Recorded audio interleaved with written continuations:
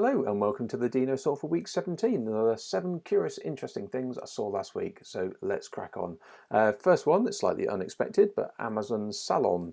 So this is a physical salon in Spitalfields Market in London. Yeah, and if you go down there, you can try on lots of styles using augmented reality, hair changing colour technology, and if you like what you see, you can then go and have the style done there and then in the salon. So yeah, try on different products and that sort of thing. So yeah, kind of curious. Why salons? I guess, well, a little bit like death and taxes. Growing hair isn't going to go away, so why not? There you go.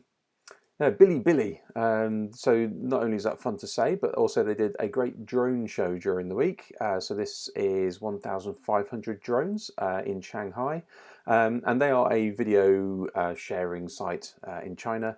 But what was really sort of interesting is they actually managed to fly the drones in a QR code. So, and the smart thing about that is anybody taking a picture of the drone show, as you've probably found out recently, if you ever try to point your camera at a QR code, it will automatically throw up the site to go and visit. So that was kind of neat, really. Anybody trying to video the drone show automatically was forwarded a link to the website. So yeah, it's quite an interesting way of getting a QR code seen by people. But yeah, there you go. Very interesting. Hence why it's in the Dinosaur. If you've not seen this, then you must have been living under a rock or maybe on Mars for the last week. So this is Mars Ingenuity helicopter. So this was dropped off on Mars and made its first flight during the week. It's actually made 2 flights now. So the second flight was slightly longer. And this, yeah, so this is the first ever flight that has been controlled by from another planet.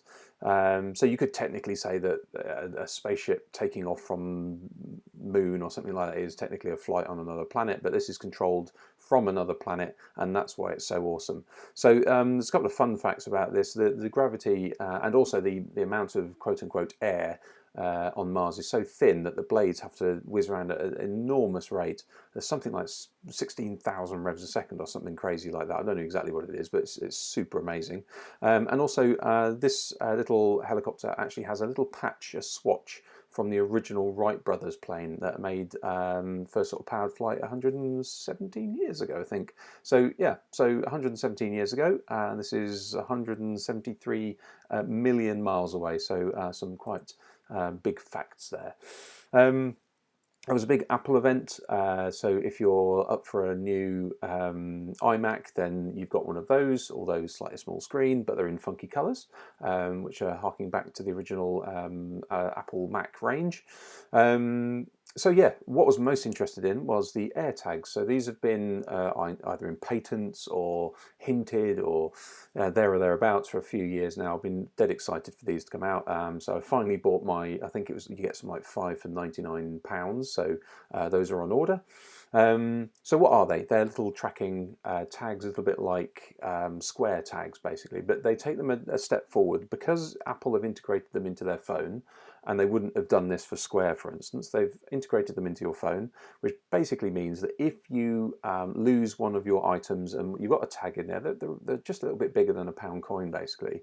If you lose your tag or you lose an object with a tag attached, then anybody with an iPhone that walks past the tag can then relay the signal back to your phone using essentially the Apple network. So unlike Square tags, for instance, where they rely on the local Bluetooth, so you're only within maybe 100 or 50 meters, and they can only really sort of say that, yeah, it's definitely in the house or it's not in the house. If you've got the latest version of the Apple phone, they will actually be able to guide you to them as well, which is kind of funky. Now, there are obviously some privacy issues with this, but Apple have thought about those as well. So what if you are a stalker and you want to put one of these in your victim's bag? Well, the thing is, if you have an iPhone or a phone and there is a tag nearby and it's constantly nearby, and the owner of that tag is not nearby, i.e. you're not walking down the street with your friend and they just have one in their bag. If you are alone with a tag constantly and it's not your tag, then your phone will alert you to it. So some quite interesting things that they've thought about in there. So I was quite impressed by those. Yeah, well, they haven't arrived yet, so we'll see them actually in action. I think this is also quite good. I've got a motorbike. I'll probably try and stick one of these in the seat or something like that. If somebody steals my motorbike, it's quite an interesting cheap tracker. The batteries last for about a year, by the way.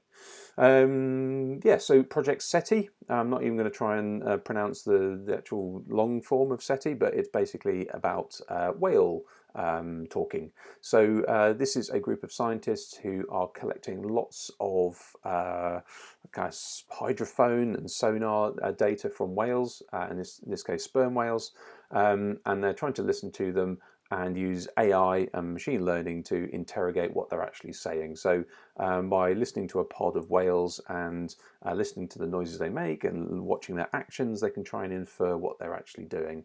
And the point, therefore, is at one point we want to try and reverse that and speak back to whales. Now, whales being one of the most intelligent animals on the planet with the biggest brains, if we can talk to these guys, then possibly we can start talking to other animals. And stings, humans are probably an existential threat to the planet. The sooner we can actually chat to animals and find out what's going on, the better. So yeah, that's a kind of neat. I love the visuals as well. That's very good. And we have digital horses, so why not? Wouldn't be a dinosaur with an NFT mention at the moment. So this is Z Run. This has been going for a year or two, but recently have really sort of taken on with the NFT craze. So what this is there were originally, I think, 4,000 horses, digital horses, and you can go to the website for about $40. You can start to own a horse, and you can then pay to breed with other horses. So obviously the lineage and all that sort of stuff and the genotype of the horse is all set. So yeah, so as you breed your horses, they get more and more successful, and you can then enter them into races, or you can just you can do it the opposite way around. Is you can just put in a bet on a race for other horses. So these are all live streamed online on Twitch, for instance. Yeah, so that's kind of neat. The reason this caught my eye is previously.